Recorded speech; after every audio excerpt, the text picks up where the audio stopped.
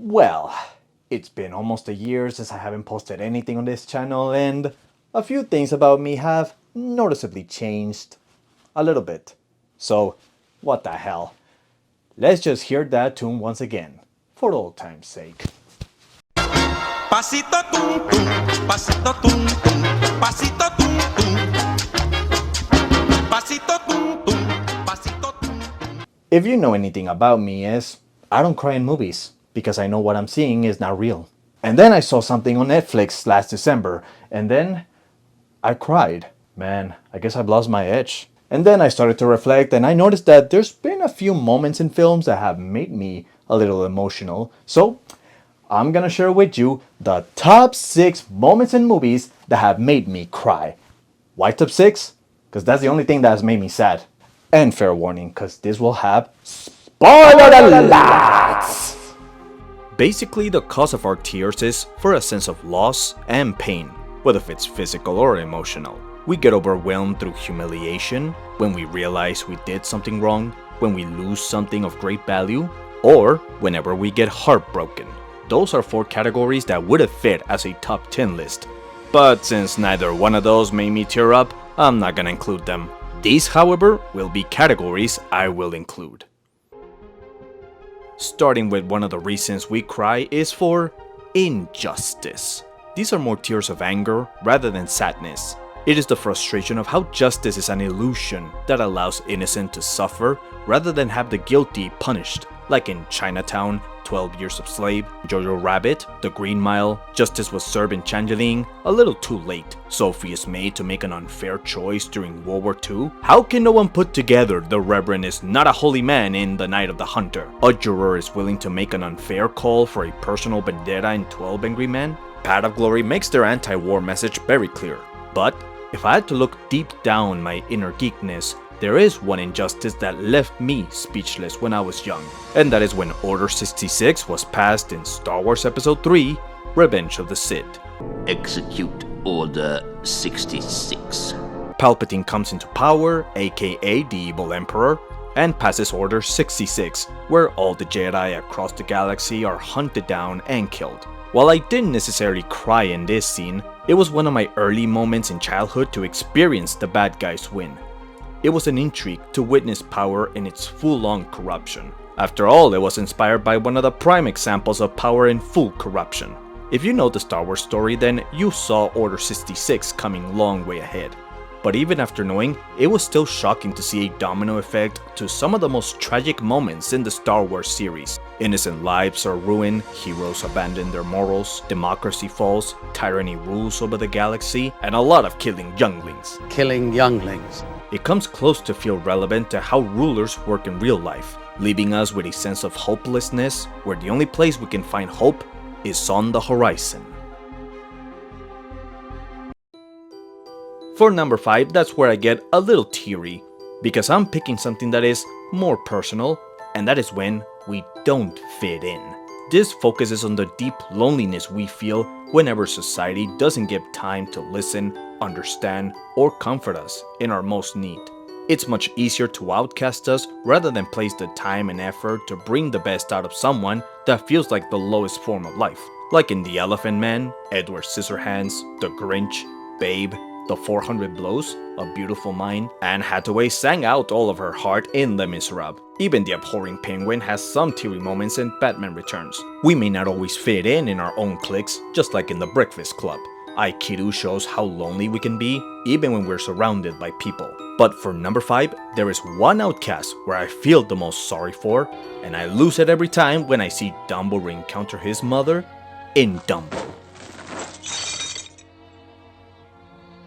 Growing up watching this film, you realize it's not about an elephant with long ears, it's about a mother who loves and protects her son from all the abuse, mockery, humiliation, and exclusion her baby gets from other elephants. So it's heartbreaking when she gets punished just for protecting her son. It would be more comforting when they both get together again, followed by a very emotional melody.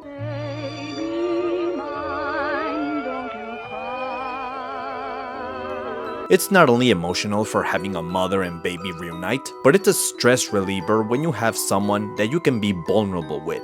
Even if we find comfort through loneliness, it's always better to have someone that can help us relieve that burden. It's a reminder that in the end, we're not as alone as we think. At number 4, it is a word that can break someone up from inside. Your dad. Nah, that would be too funny. These are the moments when we say goodbye. Whether the separation is permanent or temporary, it is the uncertainty that makes it feel like a loss. Will we ever see our jelly to our peanut butter again?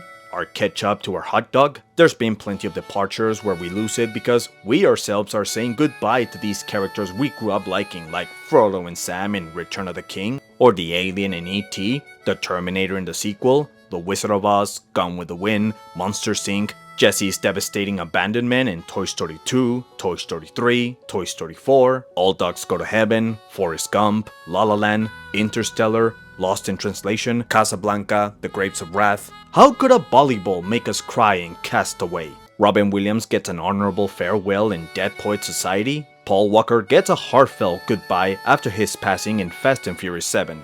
But if there is one goodbye that I can't stand emotionless, that is when Widow Tweet abandons Todd in The Fox and the Hound. Goodbye may seem forever. Farewell is like the end, but in my heart's the memory. And there will always be. In a time of loneliness, a widow finds a toddler fox who she ends up adopting.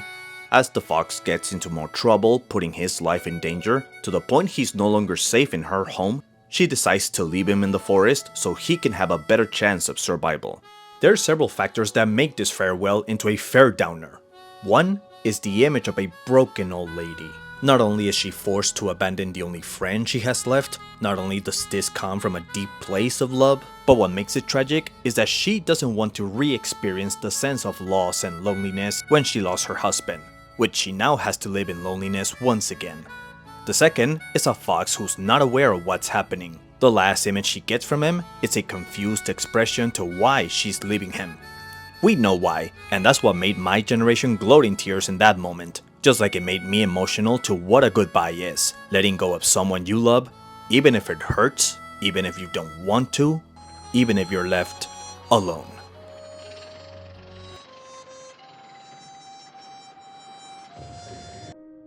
If there is one thing that has made us universally cry, it is separation through death. Even though goodbyes are the uncertainty that we will see our loved ones again, death is the certainty we will never see them again. It's hard not to find a movie that doesn't include a death scene. I mean, we've been killing each other since the silent era. And because there's so many, I'm sure I'm gonna leave so many out. Except for the ones that have shattered us into millions of pieces, like the first episode of The Decalogue, Moulin Rouge, Gladiator, The Notebook, The Boy in Striped Pajamas, Selena, The Fault in Our Stars, The Last Samurai, West Side Story, Professor X and Logan, Blade Runner, Romeo and Juliet, A Walk to Remember, the iconic pose in Platoon. We lift our fingers in the memory of Rue in Hunger Games. We pretty much cried in all the death scenes from Harry Potter. They keep remaking the final death scene from A Star is Born because it still makes people cry. Goddamn those bees in My Girl. The ending for The Godfather Part 3 would have been effective if it wasn't so bad. Any dying pets are an easy way to make anyone cry in Old Yeller, I Am Legend, Marley and Me, Dances with Wolves, Turner and Hawk, The Never-Ending Story. But for my number 3 spot, I'm picking once again animation because they have a bunch of death scenes that have scarred us for life. Like Littlefoot's mother in The Land Before Time, The Lion King is too obvious, so is Bambi's mother, the opening for Up, Grapes of the Fireflies, Charlotte's Web, Big Hero 6, Finding Nemo, Transformers, Inside Out, The Princess and the Frog. The mouse himself gives us the saddest Tim death in A Christmas Carol.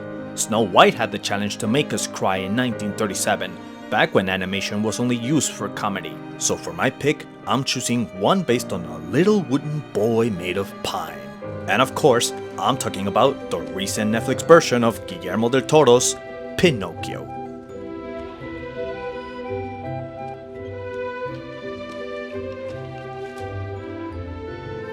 If you sum it up, not only is an update from the book that is based from, but it retells a different moral from its early versions. Rather than remind us how to be obedient, It retells a fresh moral about disobedience being justified when we're under an oppressive regime. But more than anything, the film encapsulates what defines our humanity. That is how fragile life is, and sooner or later, we will fall down under the grips of death. As it is shown in the finale when Pinocchio loses everyone he loved from natural causes, leaving him alone wandering the world. Boy, loneliness is starting to become a theme in this video, right? This is the reason why I felt motivated to make this video.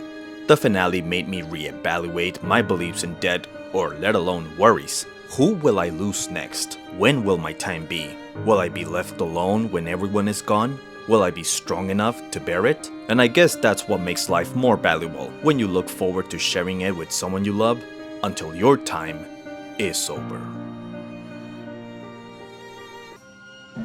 I'm still not done talking about death, because if there's one way to go out that is gut-wrenching, it is when someone makes a self-sacrifice.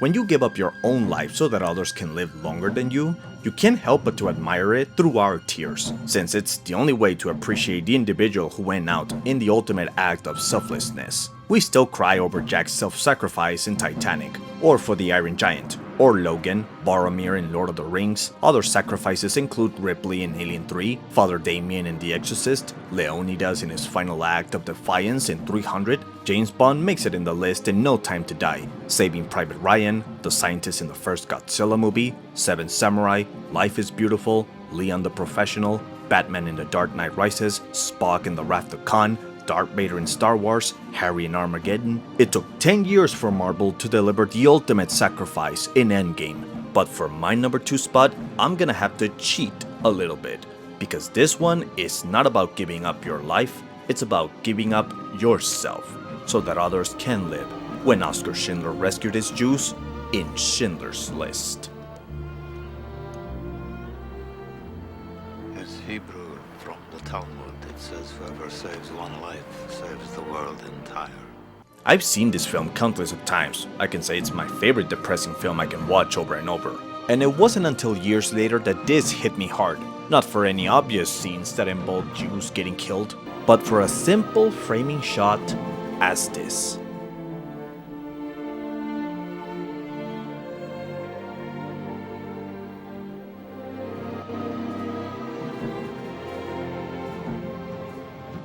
Looking at it from its context, when all the Jews in Europe were being exterminated by the Nazis, this frame alone encompassed the mission of Oskar Schindler.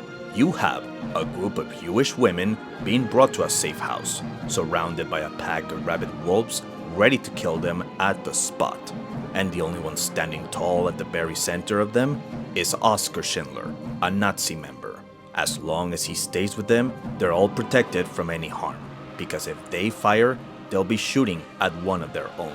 Also including John Williams' music in the background is another addition to make me break down. Some may prefer the more dramatic moment at the end, which is still effective. I could have gone one more person, and I didn't. But there is so much simplicity in this scene that says a lot without saying anything. It summarizes a man who had nothing to gain from saving lives. In fact, he would end up broke and stay like that until he died. In the end, it is his selfless act that brought so much admiration from the survivors and viewers, and that is one hell of a way to go out. And finally, the number 1 is a simple reason to why we cry. It is for the memory of nostalgia. There was a time when nostalgia was considered a mental illness. The idea of going back home to our past has been dismissed as something normal, because everyone has those moments when they wish they could go back to the past, or at least a moment that was better than our present time. Looking at the past can bring joyful moments or just depressing times, like the King's Speech, Poe's tragedy in Kung Fu Panda 2, Snape in Deadly Hallows, Citizen Kane wish he could go back to his childhood past, Pixar perfected nostalgic emotions with Inside Out and Coco. Other nostalgic moments include Amélie, the finale in Cinema Paradiso, Michelle vs. the Machines, how Peter Pan got his happy memory back in Hook. Boy, Adam Sandler can make us cry looking at the past in Click. Did anybody cry when Casper remembered how he died? Well, there is one film with a memory scene that made me cry for the first time. That is when Mary goes to Jesus in The Passion of the Christ.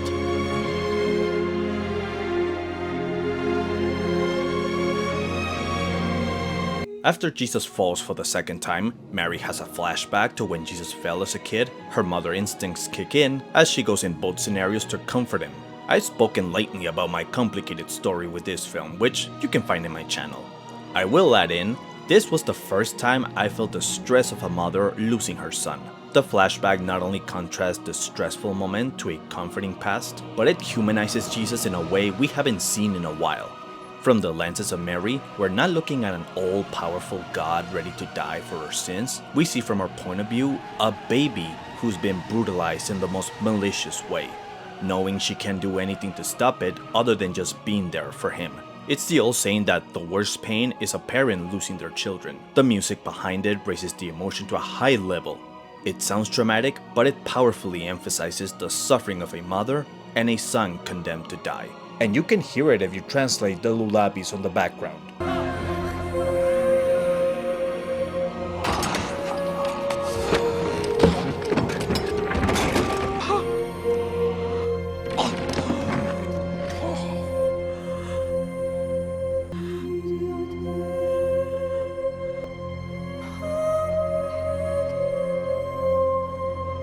So out of all the films, this is the one I least expected to make me cry for all the good reasons. It has every element of tragedy I've stated in this list. It's injustice being displayed. It's about being outcasted. It's a son saying goodbye. It's death. It's self-sacrifice.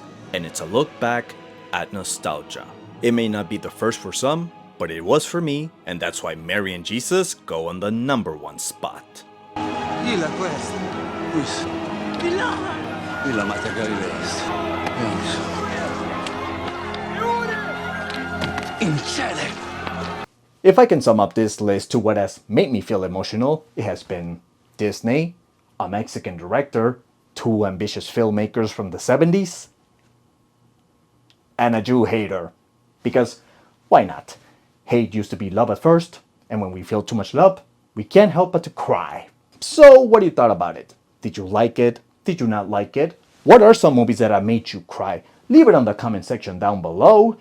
And if you like this video, leave a like and subscribe for more content. Well guys, tune in next time because when I get back, I might explain a little bit to where have I been this whole time I've been gone. So for now, that's it for today. Ciao. Pasito tum tum, pasito tum tum, pasito tum tum.